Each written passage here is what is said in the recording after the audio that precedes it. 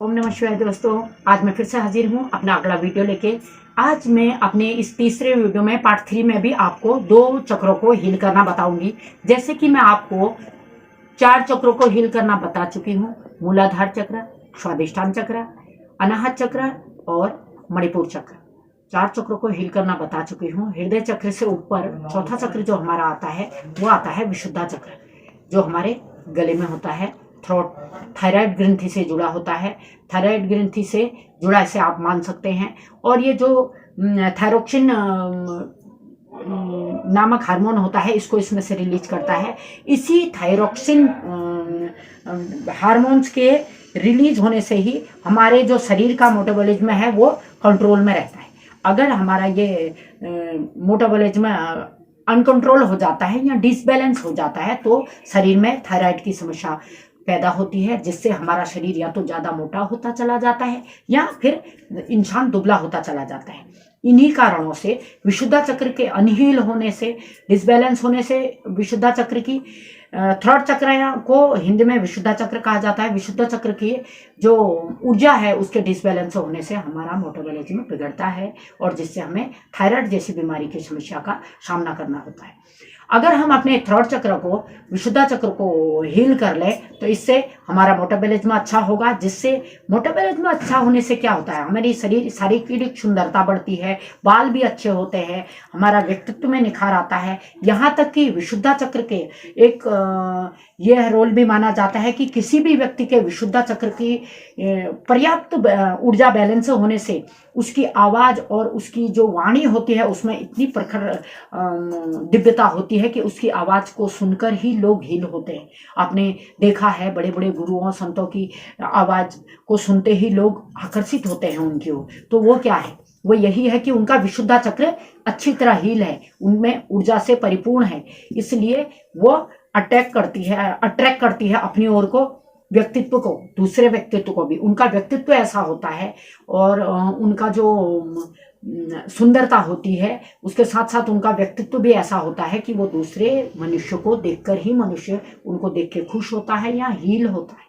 तो विशुद्धा चक्र का हमारे शरीर में एक महत्वपूर्ण आप रोल कह सकते हैं। विशुद्धा चक्र को हील करने के लिए जो खास तौर पे रेकी हीलर है वो तो अपने विशुद्धा चक्र को हील करेंगे, ये तो हर कोई जानता है।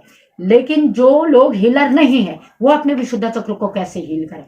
हम शब्द से रिलेटिव जो विशुद्धा चक्र के हील करने का एक मेथड है वो है हम। ह के ऊपर अंक की बिंदी, हम शब्द का उच्चारण और उसे कह सकते हैं आप इंचेंट करके आप अपने विशुद्धा चक्र को हील कर सकते हैं, अपने मेटाबॉलिज्म को कंट्रोल कर सकते हैं या बैलेंस कर सकते हैं, जिसके आपके व्यक्तित्व में निखार आएगा, बालों में निखार आएगा और आपके जो थायराइड वगैरह की समस्या अगर है जिस व्यक्ति को तो उससे बिल्कुल निजात पा सकते हैं। तो यह है हमारे चौथे चक्राच की शक्ति, जिसे हम बैलेंस करके अपने व्यक्तित्व को और अपने शरीर को, यहाँ तक कि आप समझ सकते हैं शरीर, व्यक्तित्व और बालों को, पूरे शरीर को हम अपने मेटाबॉलिज्म को कंट्रोल कर सकते हैं। अब मैं अगला बताने जा रही हूँ आज्ञा चक्र। आज्ञा चक्र जो है हमारा 2 एब्रोज के बीच में होता है और इसमें जो आज्ञा चक्र है हमारा वो पेनियल ग्लैंड से जुड़ा होता है और इसके सबसे प्रमुख चक्र भी कहा जाता है। बैगनी कलर की रोशनी इसमें से निकलती है और बैगनी कलर की ऊर्जा में ही हम इसे इमेज करते हैं यानी।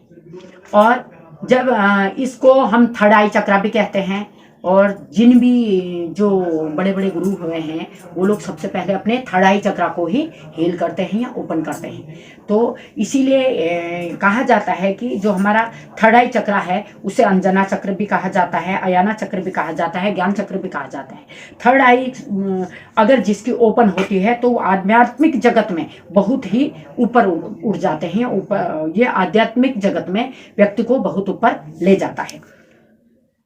जो भी हमारे गुरु हुए हैं, बड़े बड़े गुरु हुए हैं, उनके आज्ञा चक्र हील होता है। इसीलिए वो आपके, जिनका भी आज्ञा चक्र हील होता है, या जब भी आपके आज्ञा चक्र की शक्ति आ जाती है, जब भी आपके आज्ञा चक्र में शक्ति आ जाती है, तो आप वर्तमान, भूत और भविष्य को देख ही नहीं सकते, बल्कि जान भी सकते हो। अपने ही नहीं, एक अलग पर्सन या अलग व्यक्ति के भूत, भविष्य और वर्तमान को देख भी सकते हो और जान भी सकते हो। इसीलिए कहा जाता है कि जो पाइनल ग्लैंड है, पाइनल ग्लैंड से हमारे रिलेटिव ये होता है, और इस आज्ञा चक्र में मेलेटोनिन हार्मोन जो रिलीज होता है, उससे सर्कैडियन सिस्टम को, ये शरीर के खाने से लेकर, ब्लड से लेकर, यानी कि सभी सिस्टम को ये कंट्रोल करता है। जब भी आज्ञा चक्र को मैं ध्यान लगाने से इस चक्र को हील किया, जब भी हम आज्ञा चक्र में ध्यान लगाएंगे और आज्ञा चक्र को हील करेंगे,